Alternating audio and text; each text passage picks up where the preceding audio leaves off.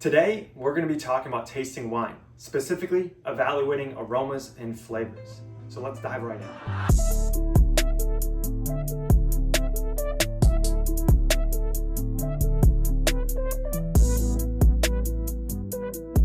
Now, I know that wine tasting can be intimidating and possibly overwhelming, especially if you've heard all these weird and abstract terms like cigar smoke or earth, tobacco, tomato leaf, jalapeno, smokiness, savoriness, wet stone. Like, when has anyone ever licked the wet stone or eaten earth? And it's even weirder when you consider that grapes are fruity and sometimes sweet. But wine can be really, really complex, whether the flavors come from the earth in which the vines were planted, or bottle maturation, or winemaker manipulation. But there is a technique and a method that can make tasting wine a little easier. It compartmentalizes wine into three categories called primary, secondary, tertiary characteristics, and it's called the systematic approach to tasting wine, or the SAT.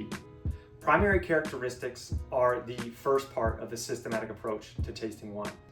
These are natural flavors of the grape varietal, or how the wine tastes right after fermentation and before the winemaker does any manipulation to the wine, such as barrel aging. These flavors are often going to be described as vibrant or juicy, and typically are associated with only fruit qualities or florality.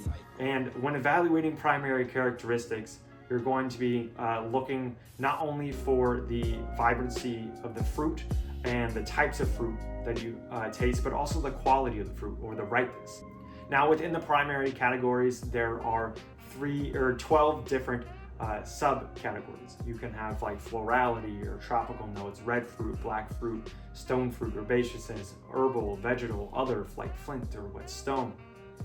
Within those 12, you have more specific words, such as if you have a tropical tasting fruit, what kind of tropical fruit? Break it down even more into like pineapple. You might even have mango or guava. Getting as specific as possible is really, really important in tasting wine, and that's what the systematic approach to tasting wine helps you do. It helps you to break down flavors and aromas into as specific words as possible, and it'll actually help you to think of your own the more you practice. Secondary characteristics. These are flavors that derive from a winemaker manipulation, such as barrel aging, malolactic conversion or fermentation, as it's often known, as well as lees aging. Barrel aging is when wine is placed in a barrel for a certain amount of time, and when it's in there, it's going to come into contact with oxygen, which is going to help just kind of age the wine just a little bit. So you get a wine that tastes maybe just a little more mature. The barrel itself is also going to add new flavors, such as its own woody tannins. It could add spices or vanilla, cloves, nutmeg, anything like that comes from the barrel. Malolactic conversion or fermentation.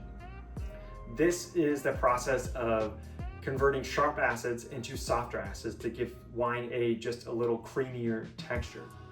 This is a common practice in like buttery style Chardonnays that you may find from California or from another warm climate that Chardonnay was grown in. Lees aging. This is taking all the yeast that was fermenting the wine, that is no longer fermenting the wine because fermentation has ended, taking those yeast cells and keeping them in the wine before filtering it out. And that is going to add a different type of texture, or more creaminess and somewhat toastiness, aroma and flavor to it. Tertiary characteristics. These come from bottle maturation or oxidation, essentially. Oxygen, just like in a barrel, is going to mingle with the wine, and it's going to age it, and the flavors are going to develop. But unlike barrel aging, maturation typically takes much, much, much longer.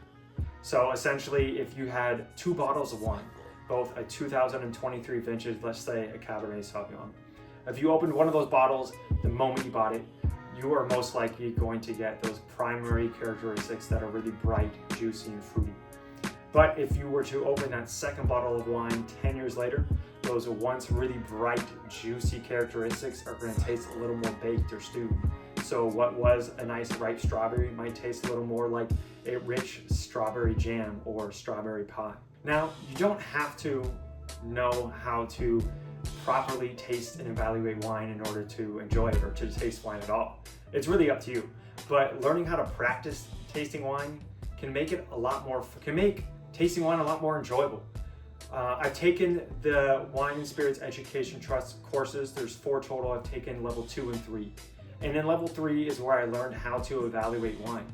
And it was really, really weird and really cool at the same time to see my palate develop, to see myself be able to actually taste all of these nuances and all of these complex flavors that sound snobby if you've never taken the time to learn about them. That's how I felt beforehand anyway. It's helped me really appreciate wine a lot more and has increased my interest in wine overall. So whether or not you want to take the time to practice tasting wine using this systematic approach to tasting wine, that's up to you. But I highly recommend it because it is just really, really fun and can really make your interest in wine grow.